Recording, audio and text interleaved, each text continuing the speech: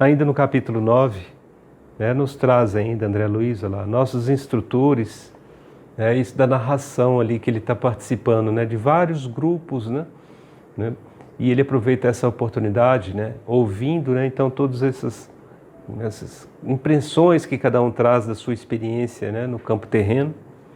Então ele nos coloca aqui, nossos instrutores me proporcionaram os mais santos incentivos, mas desconfiei dos homens, dos desencarnados e até de mim mesmo. Esse último ponto aí é muito grave, é aquele sentimento, né, de inutilidade. Tudo aquilo que você está fazendo, né, não serve para nada, e aí vem aqueles pensamentos que originam primeiro de nós mesmos, não são colocados, mas eles podem tomar vultos maiores. É aquilo, eu sou tão ainda falho, sou tão insignificante, né, que audácia minha, né, continuar querendo desenvolver algum trabalho dentro da casa mediúnica. Só os pensamentos, né, que me passam, que só eu sei, né, quão terríveis são esses pensamentos. E eu querendo lá continuar na casa espírita, trabalhando lá na sala de passes. Sendo que quando eu estou em casa, quando eu vou adormecer, eu tenho pensamentos horríveis, terríveis, muitas vezes de ódio, de mágoa, de vingança. E aí a pessoa vai dando vulto a esse campo mental, desiste, não, eu não mereço ir na casa espírita, não, estou fazendo tudo errado. Se nós pegarmos o livro lá, Jesus no Lar, e olharmos no capítulo 39, mostra exatamente como trabalham os espíritos da sombra. Eles vão estudando uma forma de tentarmos nos derrubar. E muitas vezes, muitos de nós, os médios, os espíritos, são derrubados nisso aí. É o sentimento, né, de menos-valia. Achar que, né, o que nós estamos fazendo aqui é insignificante, né, não serve para nada. Que é uma arrogância nossa, né, querer principalmente comunicar, dialogar com o espírito. Não vou nem usar o termo doutrinação, porque hoje não se cabe mais, né, mas vamos falar orientação. E aí eles vão colocando, né, surge em nós e nós vamos dando vazão a esse tipo de pensamento, né, que nós não temos nenhuma competência para fazer orientação. Nós não somos espíritos perfeitos, nós temos que colocar isso, né, na nossa consciência. Mas nós devemos exercer, né, e continuar trabalhando, né, na bandeira da paz e do amor do Cristo. Porque é essa a mensagem da Boa Nova do Cristo, para que nós possamos melhorar a cada dia e refutar fortemente esse tipo de pensamento. Lutar contra esse tipo de pensamento. Quando esse tipo de pensamento de menos-valia vier, fazer uma prece e colocar-se em trabalho. E ficar atento, né? Se é assim, então agora eu vou fazer uma prece para esses espíritos que talvez estão aqui à minha volta, que eles possam ser abençoados. Devolve, né, com outra moeda para eles. Se, né, te jogam lama, né, jogue flores neles. Que aí não vai ter aquele plug, né, de conexão mental. Nós vamos estar o quê? Desconectando do campo mental deles. Os que permanecerem, né, vão colher essas flores, vão aprender, poderão se tornar inclusive nossos amigos. Os que, né, não se sentirem, né, bem com aquela situação vão acabar se afastando. Então é dispensável lá contar, né, com a sede de todos os elementos contrários. O que nos possa, exatamente isso que acabamos de explicar. Então, se nós, né, nos colocarmos nessa condição de pensamento, de atitude, é onde o nosso mentor espiritual e os espíritos que são simpáticos a nós vêm nosso amparo e nossa ajuda pelo esforço, né, que estamos fazendo. Então, ironias da ignorância, ataques da insensatez, sugestões inferiores, né, da nossa própria normalidade. Observe que surge, né, em nós, né, sugestões inferiores da nossa própria normalidade. E é onde eles aproveitam. Né? Como diz, né, a própria Esther Vânia já nos falou, né, muita coisa que eles vão pesquisar, né, eles não colocam nada em nós. Eles vão só aguçar, né, aquilo que nós está latente ali ainda, né, para que se amplie. E nós, dentro desse campo mental, se dermos vazão, vai ampliar. Eles vão fornecer mais subsídios, né, para que aquilo ainda, né, cresça ainda mais. Esqueci-me, porém, ela de que o bom senso deve estar preparado, que o bom servo, né? Esqueci-me, porém, de que o bom servo deve estar preparado para o serviço do Senhor em qualquer circunstância. Então, seja em qualquer situação, né, que nós nos encontrarmos, né, nós temos que estar preparados. Porque às vezes são momentos, né, em que estamos passando pelas provas. Né, aí é o momento em que a gente tem que provar que tudo isso que nós estamos estudando aqui agora, eu vou conseguir vencer lá fora. É um desatino, muitas vezes, né, um desrespeito que a gente recebe, ou muitas vezes pode ser, às vezes até uma perda financeira pesada, mas temos que colocar no seguinte ponto, principalmente no âmbito material, aquilo que se perde materialmente se recupera. Ou então porque talvez eu estou pagando talvez uma dívida. E no campo moral, aí é que nós temos que entender que talvez as ofensas, se eu estou sentindo muito ainda o efeito daquela ofensa, é porque meu orgulho está muito ainda exacerbado. Eu preciso ainda passar por esse polimento. Então é sempre ter esse discernimento, fazer essa análise e nós sempre procurarmos exemplos, né, dos espíritos mais elevados. Né? Se nós observarmos as ações, as atitudes deles, né, é muito silêncio. Eles são mais ouvintes, né, de que externadores, né, da palavra. Quando nós observamos esses espíritos, né, serem, né, ofendidos, serem caluniados, né, eles ali guardam silêncio. Chico Xavier foi muito criticado pela imprensa da época, muito perseguido, inclusive, né, pelos líderes religiosos, né, da cidade ali em que ele viveu. E, no entanto, o que ele fazia? O silêncio e continuava o trabalho dele, sem entrar dentro daquela vibração de conflito. Então, se nós, dentro dessas críticas, dentro dessa calúnia, isso nos incomoda, é porque ainda o nosso orgulho, a nossa vaidade ainda precisa ser trabalhada. Não aprendi a ciência da conformação e nem me resignei a percorrer sozinho as estradas humanas. Aqui é a narração, né, daquele esposo, né, que perde a esposa, fica viúvo, e ele ficou-se completamente, né, sem rumo, sem saber o que fazer. E ele achava que procurando outra esposa, né, ele iria conseguir. Era o momento em que ele tinha que fazer uma reflexão e trabalhar com confiança e saber que essa separação é momentânea. Compreender, não é que aqui ele está querendo dizer, né, a mensagem que André Luiz nos traz, não é querer dizer que aquele então, né, que, por exemplo, a esposa ou o esposo, né, retornou para a pátria espiritual, tem que viver sozinho até o fim, não é isso. Aqui a reflexão é mais de ordem espiritual, de trabalho, porque ele, na realidade, ele não estava procurando uma esposa no âmbito material. Ele estava procurando uma esposa no âmbito espiritual, né, que o ajudasse dentro da caminhada. E aí ele não compreendeu que era o momento do amadurecimento dele, porque ele sempre foi dependente dela até espiritualmente. Era o momento dele amadurecer, ele não compreendeu isso.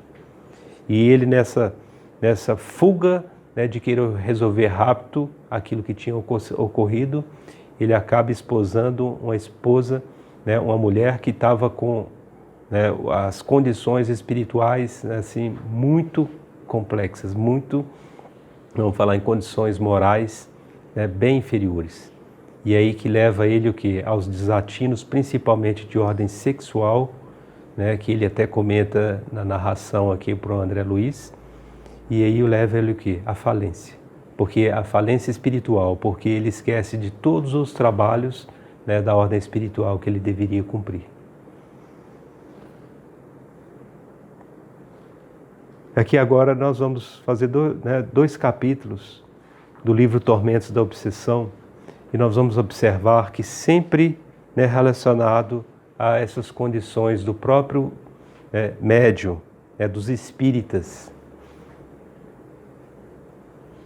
Então no capítulo 2, né, o Dr. Inácio Ferreira, né, ele vai mostrar aqui para o Manuel Filomeno de Miranda a história um pouco, né, como surgiu, como ocorreu a construção, né, dessa colônia espiritual, né, que é um imenso, né, hospital, né, que cuida e trata e recebe principalmente, né, os espíritas falidos, né, em suas missões aqui no campo terreno.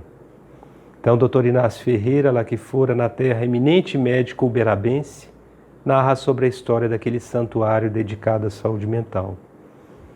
Então ele vem narrando, explicando, né, sobre Eurípides Barçanufo, que foi lá um portador de verdadeiro medianato, porquanto conduziu as faculdades mediúnicas de que era instrumento dentro dos postulados enobrecedores, né, da caridade e do amor.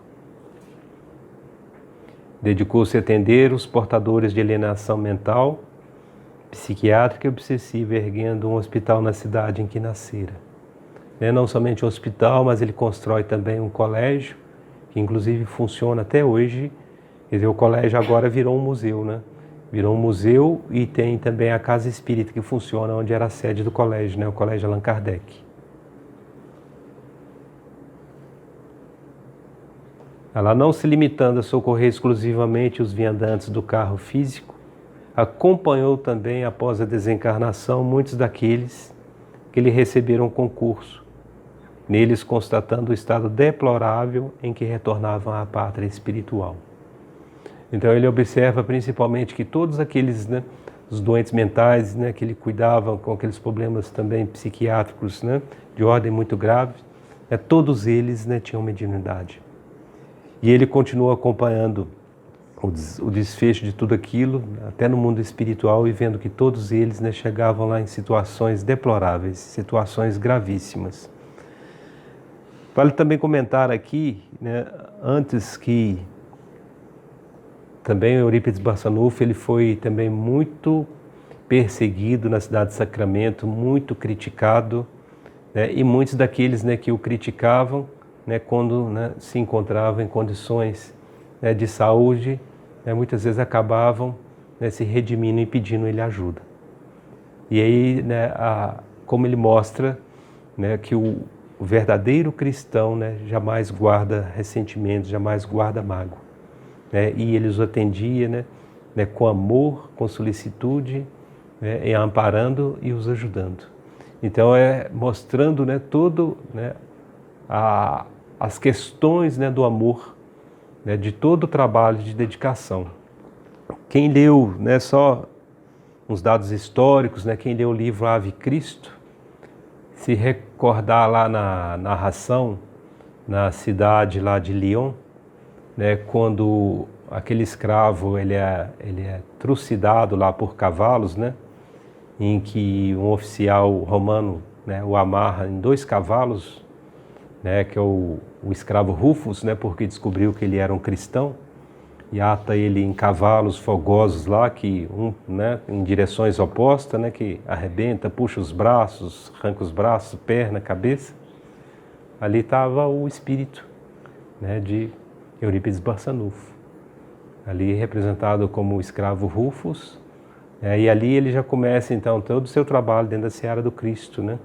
Um trabalho de abnegação, um trabalho de sacrifício, né? Um trabalho de amor, e nas pesquisas históricas, né, de Emmanuel, né, ele narra ainda que no momento, né, em que ele estava ali sendo atado, né, aos cavalos, né, o soldado pretoriano, né, vai e ainda narra, fala, a sua mulher e agora seus filhos, né, vão ser vendidos, né, separados ainda como escravos, e dão, né, a esposa e os filhos, para um mercador de escravo. E aí o mercador de escravo vai, né, esbofeteia a cara dele, mas chega perto dele e fala no ouvido dele, morre em paz, porque eu também sou cristão. A sua mulher e seus filhos estão aqui a salvo comigo. Então não estou narrando isso para mostrar também, como a espiritualidade também nos ampara, mesmo nos momentos mais difíceis. Então aquilo ali deu ele o quê? Deu a tranquilidade dele poder desencarnar em paz. A grande dor dele era, né, vendo o sofrimento que estava passando ali a esposa e os filhos, naquela situação. E aí, no momento em que ele recebe essa mensagem do mercador de escravos, que ele também era cristão e ia cuidar da esposa e dos filhos, ele praticamente se despoja de tudo. Então, aí que ele não abjura jamais a Cristo, né? Ele se entrega, né, àquele sacrifício, né, com muito amor. Então, mostrando que o trabalho, né, desses espíritos, né, já é milenar, né, já é de muito tempo, né? Esse acontecimento foi o quê? Foi no ano 172, né, após Cristo. Aqui ele coloca ainda que enlouquecendo de vergonha, de dor e desespero também, né, após o portal do túmulo. É o acompanhamento que ele faz, né, dos espíritos, né, os espíritas desencarnados. Condoeu-se particularmente lá por identificar que muitos deles haviam recebido o patrimônio da mediunidade iluminada, pelas lições libertadoras do Espiritismo, mas preferiram enveredar pelos dédalos da irresponsabilidade. Os dédalos, quem está com o livro, né, na 10ª edição aí, que é o livro mais novo, os dédalos é isso aqui, ó, é essa imagem aqui, ó. Significa caminhos, né, sem saída, né, ou também chamados, né, de labirintos. Então, os dédalos da irresponsabilidade é exatamente a pessoa achar, não, amanhã eu faço. Recebe o convite, muitas vezes, né, para participar de uma palestra edificante. Ah, mas hoje eu estou com compromisso. Ah, vai ter uma próxima, né, depois eu vou na próxima. Ah, ganha um livro. Nem sequer abre o livro, né? Nem para ler o prefácio. Vai falar, depois eu vou ler o livro. Não vai ler. Se não teve nem a curiosidade de ler o prefácio do livro, então vai sempre postergando. Então é isso que ele fala aqui, ó, né? Teve várias oportunidades, né? Mas sempre achando que vai dar tempo. E esquece que o nosso trabalho, né, de renovação espiritual como diz a irmã Didi ali, 24 horas por dia. O médio, ele é médio, não é somente dentro da casa espírita, né? 24 horas por dia. Ela fala que é igual maternidade, né, dona Didi?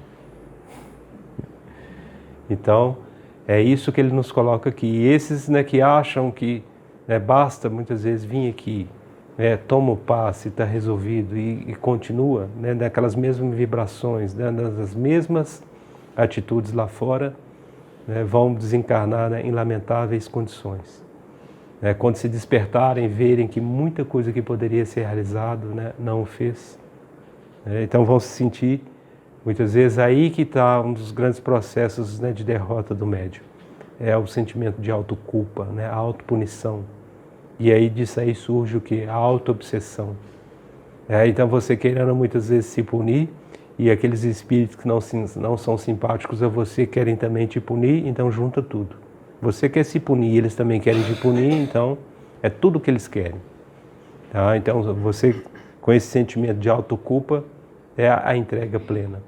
É por isso que, inclusive, o Dr. Halil fala, né, na hora que muitas vezes você vai atravessando, às vezes, toda uma existência achando que está tudo bem, tudo em equilíbrio, né, mas cometendo um erro pequeno, outro aqui, não, está tudo bem, e aí se sente, às vezes, até bem. E aí, na hora que vai chegando, que vê que a idade está bem mais avançada, né? O meu período de permanência reencarnatória aqui está chegando ao fim, e aí começa a entrar em desespero. Aí se instala o quê? Se instala, né, várias situações, entre as quais pode ser as doenças degenerativas, né, que estão muito ligadas a esse tipo de coisa. Se instala, por exemplo, um processo obsessivo que já não é mais, né, uma obsessão simples, né? Aí pode já se tornar uma obsessão complexa. E aí é onde, né, chega aquele estado lastimável, pessoas, né, já em avançadas idades, né, mas tendo que serem muitas vezes acolhidas aí em um hospital psiquiátrico.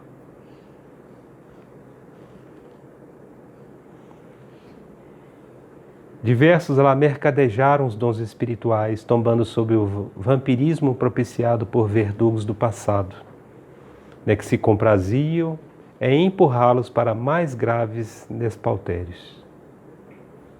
Aquilo que nós vimos agora, né, com a derrota de Acelino, né, no livro Os Mensageiros, mercadejando, né, os dons espirituais. O missionário compadecido buscou o apoio dos benfeitores de mais alto para que conduzissem a Jesus uma proposta sua, caracterizada pelo interesse de edificação de um nosocomio espiritual. Então, em função de tudo isso, né, ele vem depois procura, né, Agostinho de Hipona, que havia sido inclusive um mentor espiritual que muito o ajudou no momento ainda que ele estava encarnado lá na cidade de Sacramento, e ele pede essa ajuda para que intercedesse junto a Jesus a permissão para a construção dessa colônia espiritual. E com o objetivo, né, também não só de, né, acolher esses espíritos falidos, mas também de servir, né, de um laboratório, de uma escola viva de aprendizado, né, para a preparação das suas reencarnações futuras em estado menos doloroso e com possibilidades mais seguras, né, de reencarnação. Então foi permitida a edificação do refúgio e abrigo especial para os doentes da alma, né, que se encontrassem sob tormentosas alucinações nos antros escusos da erreticidade inferior. Nós vamos interromper aqui e nós vamos dando continuidade, né, nessa parte no dia 15.